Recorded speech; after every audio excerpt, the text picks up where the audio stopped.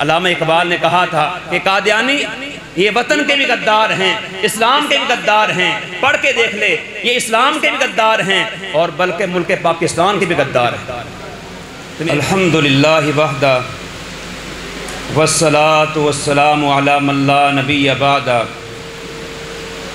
اما بعد اعوذ باللہ من الشیطان الرجیم،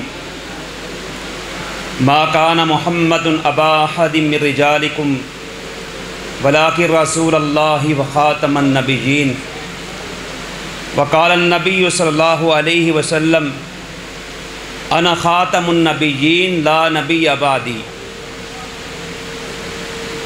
حضرات محترم سامعین کرام، یہ ایک عظیم ختم نبوت کانفرنس جو ایمان کا حصہ ہے اور ہمارے پیارے پیغمبر جناب محمد مصطفیٰ صلی اللہ علیہ وسلم جن کی اللہ سبحانہ و تعالی نے یہ خصوصیت بیان فرمائی کہ محمد مصطفیٰ صلی اللہ علیہ وسلم خاتم النبیین پیغمبر ہیں، اور یہ ختم نبوت امام الانبیاء جناب محمد مصطفیٰ علیہ السلام کی عظیم خصوصیت ہے۔ اور آپ علیہ السلام نے لفظ ختم نبوت کی بھی وضاحت فرما دی کہ کل کو کوئی چور اور سار کے ختم نبوت اس لفظ میں تبدیلی نہ کرے اور اس کا اپنا معنی مفہوم لے کر کے اپنی بات نہ لے جائے۔ رسول کریم علیہ السلام نے فرما دیا کہ انا خاتم النبیین لا نبی بعدی، میں خاتم النبیین ہوں، انبیاء کے سلسلے کو ختم کرنے والا ہوں، میرے بعد کوئی نبی آنے والا نہیں ہے۔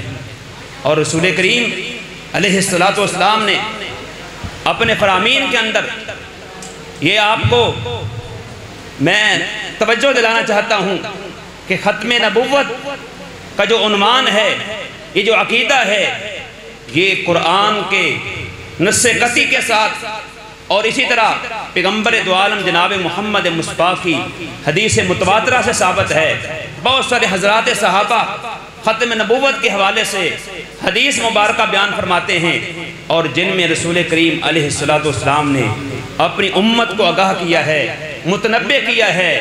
صحیح مسلم میں اللہ کے نبی علیہ السلام کی یہ روایت موجود ہے، ان بین یدی الساعہ کذابین فاحذروہم۔ اللہ کے نبی علیہ السلام نے فرمایا کہ قیامت سے پہلے کذاب آئیں گے، آپ نے متنبع ہو کے رہنا ہے، کانشیس محتاط ہو کے رہنا ہے۔ بلکہ صحیح البخاری اور مسلم دیگر کتب حدیث کے اندر یہ حدیث موجود ہے، رسول کریم علیہ السلام نے فرمایا سیکون فی امتی 30 کذابون، کہ میری امت میں عنقریب 30 جھوٹے لوگ وہ پیدا ہوں گے، کذاب و دجال لوگ پیدا ہوں گے جو نبوت کا دعویٰ کریں گے، اور ہر ایک کہے گا کلہم یزعم انہ نبی، ہر ایک کا یہ دعویٰ ہوگا کہ وہ نبی ہے، وہ رسول ہے۔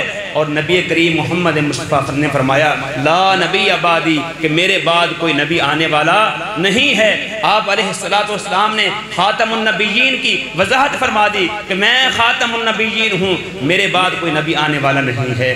رسول کریم علیہ السلام نے اس حدیث کے اندر واضح فرما دیا کہ 30 کذاب لوگ پیدا ہوں گے۔ بلکہ بعض روایات میں سلسلہ صحیحہ کے اندر شیخ البانی رحمہ اللہ نے ایک طریق یہ بھی نقل کیا ہے کہ 30 سے زائد جو ہے کذاب ہیں وہ پیدا ہوں گے، کہ جو ہر ایک دعویٰ کرے گا نبوت کا، رسالت کا، لیکن میں خاتم النبیین ہوں، میرے بعد کوئی نبی آنے والا نہیں۔ تو میرے بھائیوں، خود رسول کریم علیہ السلام کے دور کے اندر ختم نبوت پر نقب زنی کی گئی۔ اسود انسی اور مسیلمہ کذاب یہ معروف ہیں جنہوں نے نبوت کا دعویٰ کیا، اور حضرات صحابہ کے دور کے اندر ابوبکر صدیق رضی اللہ تعالیٰ عنہ، دیگر حضرات صحابہ نے اپنے خون جگر دے کر کے ختم نبوت کا دفاع کیا، اور اس بات پر مہر ثبت کی کہ ختم نبوت پر حضرات صحابہ کا اجماع ہے۔ مسیلمہ کذاب کو کیفر کردار تک پہنچایا اور اس بات کی وضاحت کی کہ ختم نبوت کے لیے ہم اپنی جانیں دینے کے لیے بھی قربان ہیں۔ اللہ اکبر۔ تو میرے بھائیوں، اسی طرح ہر دور کے اندر ایسے ہوتا رہا، لوگوں نے نبوت کے دعوے کیے۔ برے صغیر کے اندر ایک انتہائی جھوٹا دجال اور کذاب شخص مرزا غلام احمد قادیانی، قادیان کا رہنے والا، جس نے مختلف دعوے کیے اور بالآخر یہ دعویٰ کر بیٹھا کہ میں نبی ہوں، میں مسیح نبی ہوں، ذلی بروزی نبی ہوں، اس قسم کے دعوے کر بیٹھا۔ اور پھر علماء امت نے الحمدللہ اس کا ناطقہ بند کیا، ہر محاذ پر اس کا ناطقہ بند کیا، اور مباہلے کے ذریعے سے، مناظروں کے ذریعے سے، تقریر کے ذریعے سے، تحریر کے ذریعے سے مرزا قادیانی کو جھوٹا ثابت کیا۔ بالآخر اس نے کیا کیا؟ 15 اپریل 1960 کو ایک وہ اشتہار جو ہے وہ شائع کرتا ہے، جس میں بہت سارے وہ باتیں کرتا ہے۔ ان باتوں میں سے ایک بات یہ کرتا ہے، اللہ سے وہ التجا کرتا ہے، اے اللہ کہ جو مفسد ہے، کذاب ہے، صادق کی زندگی میں اس کو ہلاک و برباد کر۔ اور یہ جو اس کی اکلوتی دعا تھی اللہ نے قبول کر لی۔ ویسے تو اس کی دعائیں قبول نہیں ہوئی، یہ اکلوتی دعا ہے، اللہ نے قبول کی۔ اور ایک سال بعد 25 مئی 1948 کو لاہور کی لیٹرین میں یہ واصل جہنم ہوا۔ اللہ اکبر۔ اور اس میں اس نے جناب شیخ الاسلام، متکلم اسلام، قربان جائیں، اہل الحدیث کی بڑی خدمات ہے الحمدللہ، اولیات ہیں۔ محمد حسین بٹالوی کا تذکرہ کریں، اور وقت کیا ہے، وقت کم ہے۔ اور اسی طرح مولانا ثناء اللہ امرسری کا تذکرہ کریں، مولانا ابراہیم کمیر پوری کا تذکرہ کریں، مولانا حنیف ندوی کا تذکرہ کریں۔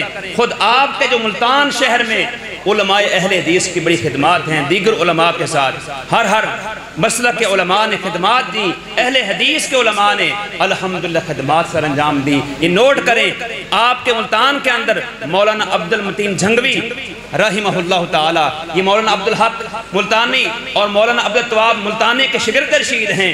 انہوں نے ایک رسالہ کے شائع کیا جس کا نام کیا تھا؟ قادیان کا راز کھل گیا۔ اس میں قادیانیوں کے بارے میں، ان کے جو قائد باطلہ تھے ان کا تذکرہ کیا، اور آخر میں جو علماء اہل حدیث ملتان تھے ان کے فتاوی جات نقل کیے، اور جو فتویٰ تھا وہ شائع ہوا۔ بتلانے کا مقصد یہ ہے کہ ایسا جو مفسد اور کذاب تھا جس نے یہ اشتہار شائع کیا، مولانا ثناء اللہ امرسری رحمہ اللہ، سب کہیں رحمہ اللہ تعالی، ان سے زچ ہو کر کے انہوں نے یہ اشتہار شائع کیا، اور اللہ سبحانہ وتعالی نے اس کے کذب کو واضح کیا، جھوٹ کو واضح کیا۔ ایک سال بعد کیا ہے، وہ واصل جہنم ہوتا ہے، لیکن مولانا وہ 40 سال بعد 1948 کو پاکستان میں وفات پاتے ہیں۔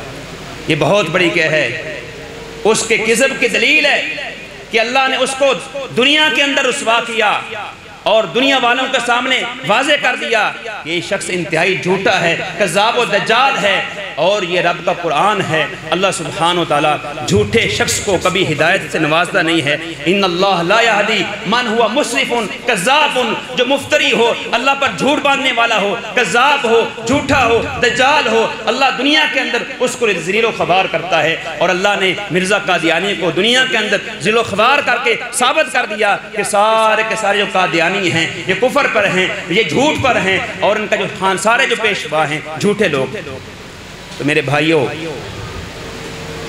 اس اشتہار کے بعد بھی یہ قوم باز نہیں آئی، کیونکہ ان کی آبیاری کرنے والے کون؟ وہ انگریز تھے، استعمار تھے، جنہوں نے ان کو تیار کیا، اور ختم نبوت جیسے عظیم اور مقدس عنوان پر ڈاکہ زنی کروائی گئی، اور ان کی وہ آبیاری کرتے رہے، پشت پناہی کرتے رہے، اور انہوں نے پاکستان بننے کے بعد بھی اپنی جو سازشیں ہیں وہ جاری و ساری رکھی، بلکہ یہ لوگ نہ اسلام کے لیے مخلص ہیں نہ وطن کے لیے مخلص ہیں۔ علامہ اقبال نے کہا تھا کہ قادیانی یہ وطن کے بھی غدار ہیں، اسلام کے بھی غدار ہیں، پڑھ کے دیکھ لے، یہ اسلام کے بھی غدار ہیں، اور بلکہ ملک پاکستان کے بھی غدار ہیں۔ تو میرے بھائیوں، ہم مسلمانوں کی ذمہ داری کیا بنتی؟ آج ہم خواب غفلت میں نہ رہیں۔ یہ لوگ اعلی عہدوں تک پہنچے ہوئے ہیں، اور یہ لوگ اعلیٰ عہدوں تک پہنچ کر کے اپنی جو من مانیاں کروا رہے ہیں۔ آج ذمہ داری بنتی ہے مسلم امہ کی کہ وہ چکنا رہیں اور ان غداروں کو ہر طرف ان کا ناطقہ بند کریں، چاہے وہ ترمیمی بل کے اندر چھیڑ چھاڑ ہو یا اسی طرح یہ اکمل کا کیس ہو۔ یہ سب اطلاتا ہے کہ لوگ متحرک ہیں اور قرآن پاک کا جو تحریف شدہ ترجمہ ہے اس کو شائع کرنے کی کوشش کر رہے ہیں، کیونکہ ان کی غداری کی وجہ سے 1974 کو ان کو غیر مسلم اقلیت قرار دیا گیا اور سب کا اتفاق رائے سے پارلیمنٹ کے اندر ان کو غیر مسلم قرار دینے کے بعد پھر یہ زیر زمین چلے جاتے ہیں، لیکن اپنا جو کام ہے، سازشیں ہیں، وہ کرتے رہتے ہیں۔ مسلمانوں کی میرے بھائیوں یہ ضرورت بنتی ہے، ذمہ داری بنتی ہے کہ وہ عقیدہ ختم نبوت کے لیے وہ اپنی جان کو بھی حاضر کریں، قربانیاں پیش کریں